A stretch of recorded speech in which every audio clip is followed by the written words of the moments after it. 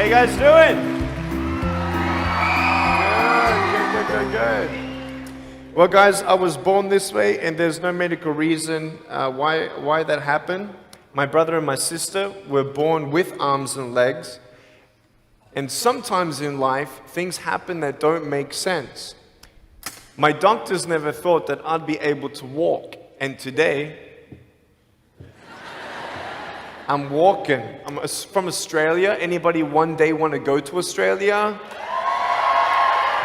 It's such a cool place. And I now live in LA. I'm a Southern California boy. So I only live about 4 hours from here.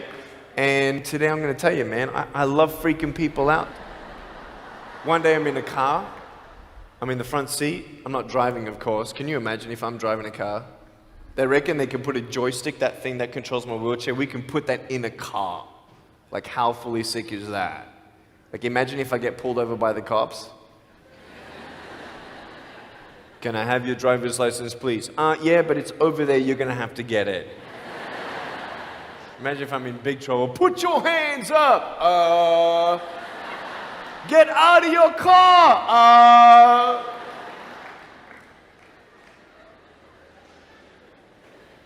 So I'm in the front passenger seat, we're at the traffic lights, and this car comes up next to us, and this girl's looking at me. And I'm looking at her, she's looking at me, I'm looking at her, she's looking at me, I'm looking at her. All she sees is my head, right? She has no idea that I have no arms, no legs. So I'm thinking, cool. I'm gonna freak you out. So I get the seatbelt in my mouth, and I loosen it like this, so then I can freely move. And she's looking at me like, why are you eating your seatbelt? So I pull it, the belt is loose, I can move. Now she's looking at me, full 100% attention and focus. Now just imagine all you see is my head, all right? You might want to put up your hand up to your face to cut off the rest of my body, all right? So you can really see the effect. So just, that's it, exactly. Here we go, ready? I just did this.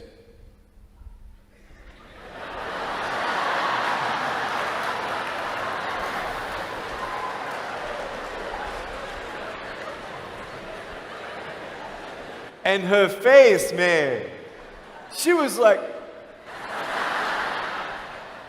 she nearly ran the red light, man. It was so good. My parents always said, Nick, you don't know what you can achieve until you try it. And the doctors looked at me and said, he's not going to walk, he's not going to go to school, he's not going to do anything in his life. And then my parents, they just loved me like crazy and said, you got to try.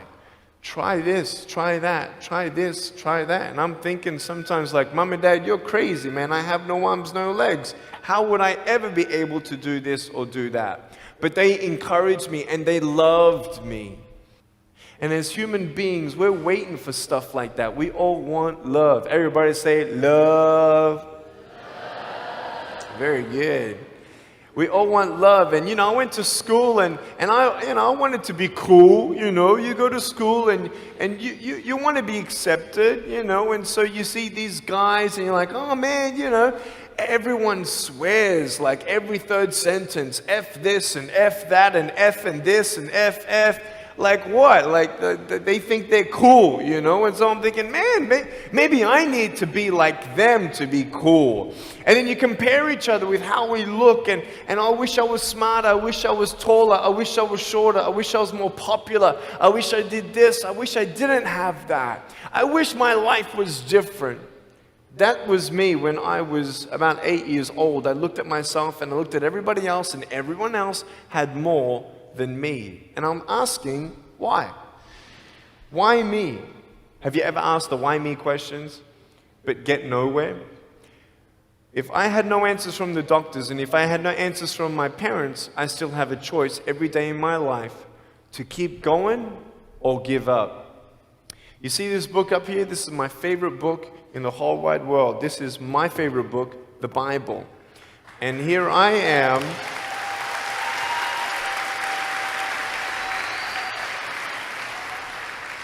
And here I am, and for me, that's my full potential in all that I can be here on earth. And so encouragement takes me closer to all that I can be, and discouragement takes me away. You see, it only takes 3 seconds for someone to tease me when I was at school and just say, you're ugly. You can't do this and you can't do that. And some of you thinking like, man, seriously? You had kids picking on you? Like, how heartless are those kids? Picking on me with no limbs? Like, you would probably say, well, I'm not that bad. I wouldn't pick on a kid with no limbs. But why would you pick on anyone? Well, because it's fun. It's just culture. Okay, we'll get to that. But for me facing all that stuff, I'm getting these seeds. Everybody say seeds. S-E-E-D-S, seeds. Have you seen the pictures of the sequoia reds up here in California? These huge trees. Like some of the trunks could be as nearly big as this room. I've seen those photos where they've actually dug out a tunnel in a trunk of a tree. You can drive a full-size SUV right through it. That all started with a little seed. If you leave a seed of lies in your heart and in your mind and you don't know the truth, if you don't know the truth, you will die with the lie. I started dying because I started believing what I was told. I want you to know the 3 things that I needed to come to in my life is the truth of my value, the truth of my purpose, and the truth of my destiny. I want you to know something. In our mind, we put ourselves down all the time. I want to ask you today, do you think I'm cool enough to be your friend? But I don't swear, I don't use the F-bomb. Am I still cool enough to be your friend? But I don't tease people. Am I still cool enough to be your friend? But I have no arms, no legs. Seriously.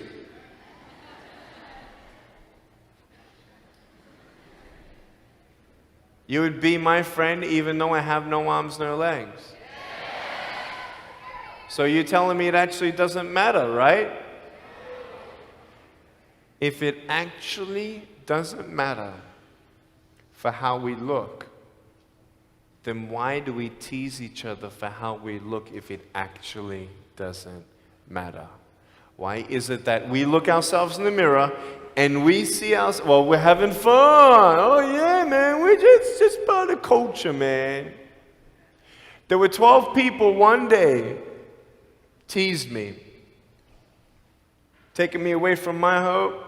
12, 11, 10, 9, 8, 7, 6, 5, 4, 3, 2, 1.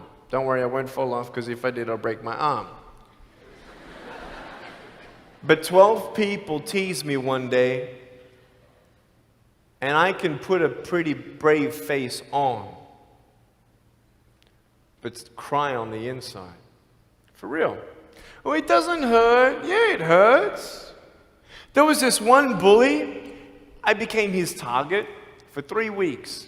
And every time I go by him, I was 13, he was 17. I was in my chair. I'm only 4'9" in my other chair, my old chair. He's like 6 something, so he's huge, right? So I'm looking up at him, and every time I go by him, he's like, hey, there's Nick. He has no... And you can imagine what he said. And I'm like, what's his problem, man? So I tried to avoid him, and I was so embarrassed. He would say it really loud, and everybody would be looking, and some would be laughing. I'm like, what is this guy's problem, man? So one day, after 3 weeks, I went up to him, and I said, hey. He's like, hey. I said, can you please stop it? He said, stop what?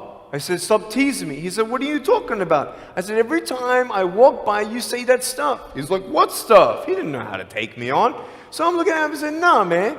Every time I walk by, you say exactly this, and I want you to stop. I forgive you, but stop it. He's like, oh, is that hurting you? Now, I could have said, nah. Or I could have said, yeah. It takes a level of humility to actually say, actually, I don't like that. It's killing me.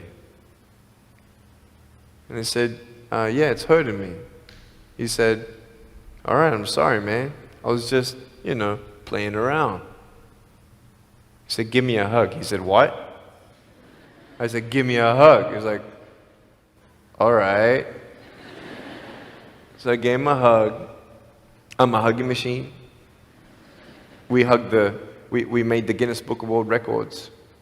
1,749 hugs in 1 year. We did it last year. My arms fell off, all right? The scary thing about hugging so many people is that anyone can just pick me up and take me home, all right? Like, what am I going to do? Like, hit them or something? It's like, pretty mean headbutt, right? I want you to know that you might be playing around. I could pretty much say that 98% of you have teased someone in your life. I tried to commit suicide because of people who thought they were having fun, not knowing the hell that I was going through. The people you're teasing, what if the person you're teasing is the person who's thinking of committing suicide? What if the person you're teasing is the one who's tried to commit suicide, who hates their life because of you? You don't know if the person you are teasing is the son or daughter of a drunk at home getting abused. And all they need is someone like you to keep on pushing them this way. We need hope. So find something else to do. Find positive things in your own life. I don't care about how you look. I will never, ever, ever tease you. I will never tease you. I could tease you. I could be tough. People thinking that bullying is tough. It ain't tough. My wheelchair, this is tough. This thing, man. I'll tell you something. You ready? This wheelchair. This thing's so tough. When my friend built this for me, he said, you're gonna love it. I said, what, does it go fast? He said, no, but it's tough. And I said, well, what do you mean? He said, you'll find out.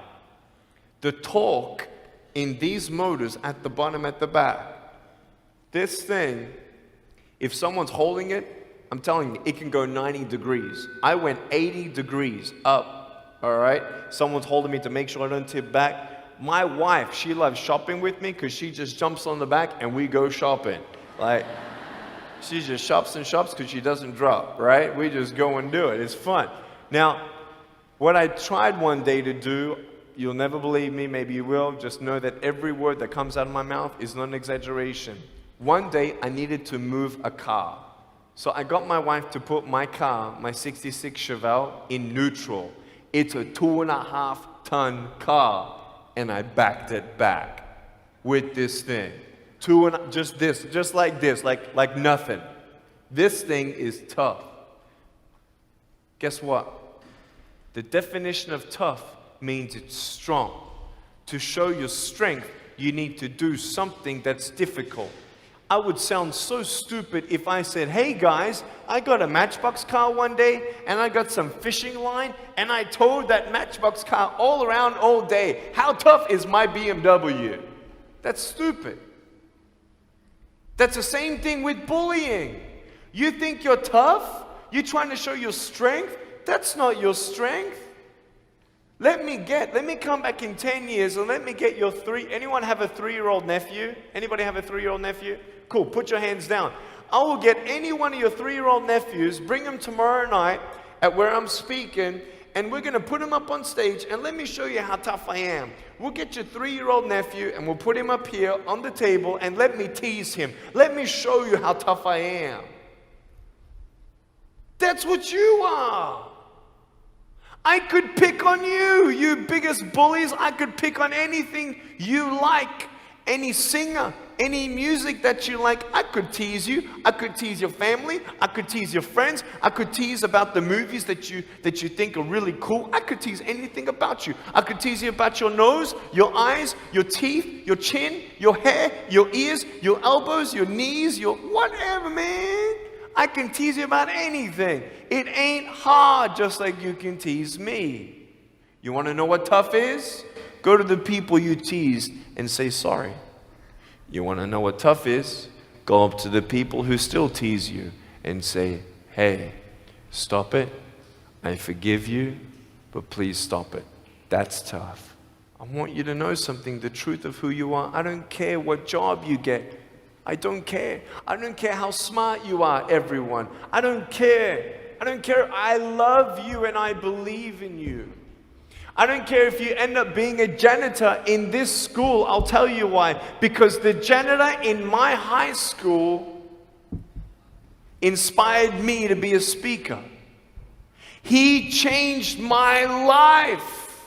He said, you should be a speaker. You know what I said? You're crazy. He said, no, really, you need to be a speaker. I said, stop it, man. 4 months later, he twisted my arm, and I said, yes. I spoke in front of 10 people, then another 10, then another 10, then I found myself in front of 300 sophomore students. And 3 minutes into my speech, half the girls were crying, and one girl in the middle of the room started weeping, and she put up her hand and she said, I'm so sorry, can I come up there and give you a hug? And in front of everybody, she came up and she hugged me and she cried on my shoulder and she whispered in this ear, thank you, thank you, thank you. No one's ever told me that they love me. No one's ever told me that I'm beautiful the way that I am. It was because my parents told me that I was beautiful that I'm still here. Some of you don't have those parents, and that's why I'm here. I love you, and you're beautiful just the way you are. Never, ever give up.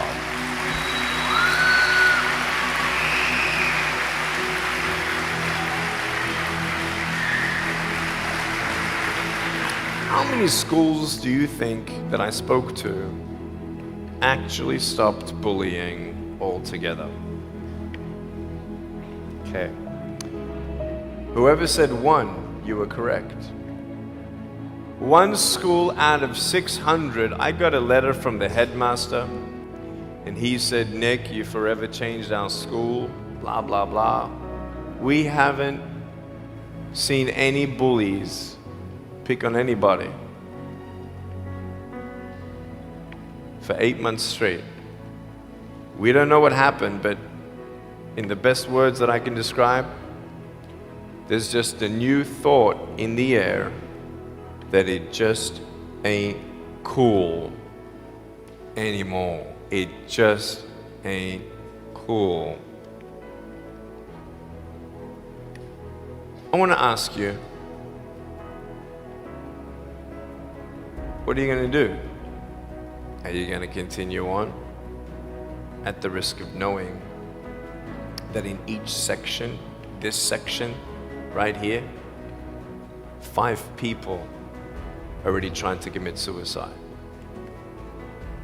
That section there, 5 people. When you extrapolate it out, what if the person you're teasing is one of those, and you have no idea? Would you find something else to do? So, the change is up to you. If you want to see more love in your school, be love. If 50% of the school come together and say, you know what, it just ain't cool anymore, the people who think it's still cool, every time they look down upon you, I want you to imagine my face looking at you. Because I'm telling you, everyone you're teasing is my brother and my sister. And you're my brother and you're my sister. And I'm asking you to stop. Love yourself a bit more. Love each other a lot more.